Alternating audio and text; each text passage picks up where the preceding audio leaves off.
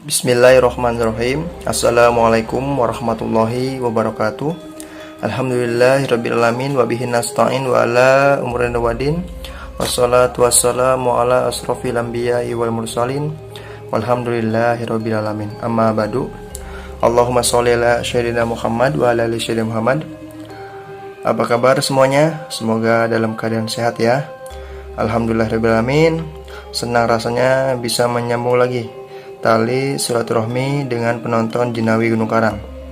Dimanapun saya doakan, semoga diberi kesehatan lahir dan batin, diberkahkan umur dan rezekinya. Amin amin ya robbal alamin. Penonton yang dirahmati Allah, di kesempatan yang mulia ini, insya Allah saya akan memberitahu atau mengijazahkan, yaitu meminta obat kepada diri kita sendiri atau kepada kodam kita.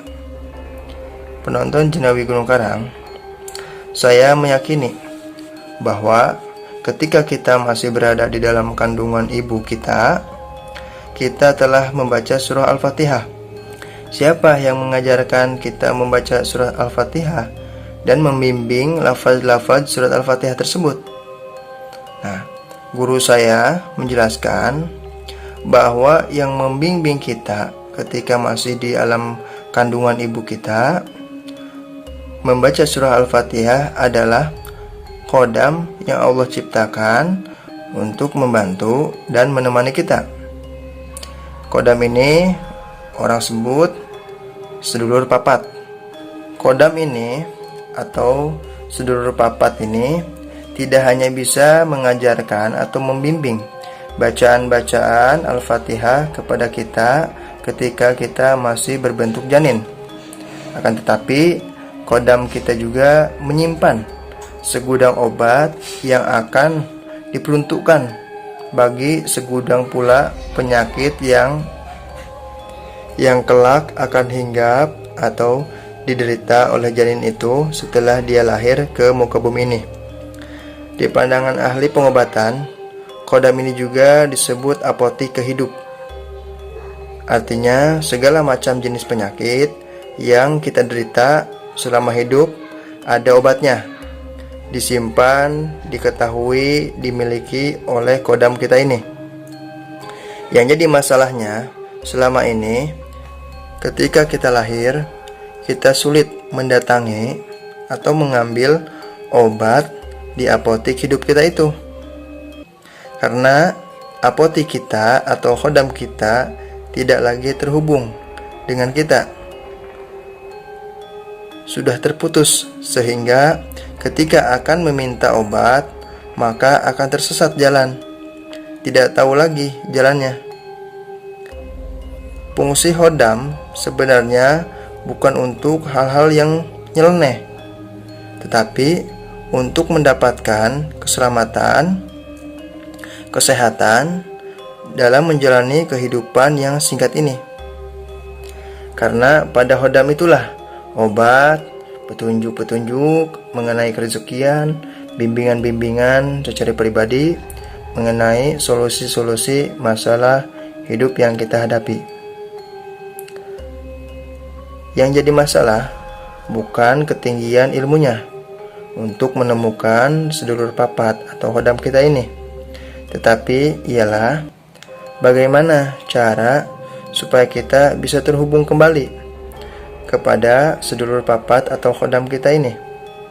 Di sini saya akan jabarkan satu cara supaya sedulur papat atau kodam bisa kembali lagi terhubung dengan kita.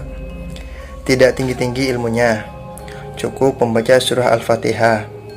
Karena bimbingan pertama yang diajarkan oleh kodam ketika itu adalah surah Al-Fatihah. Al-Fatihah inilah mahar atau tali penghubung antara kita dengan kodam kita ini. Caranya seperti ini. Semua orang yang meyakini bahwa dia memiliki kodam dan bisa membaca surah Al-Fatihah, maka bisa menghubungkan kembali dengan kodam tersebut.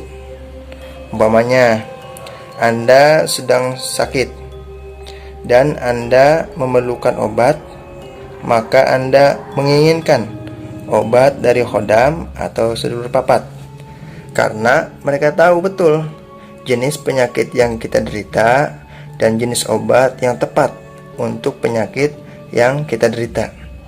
Anda cukup duduk, tetapi duduk Anda posisinya seperti sewaktu Anda di dalam kandungan ibu Anda. Lalu, jempol tangan yang kanan Anda letakkan di mulut.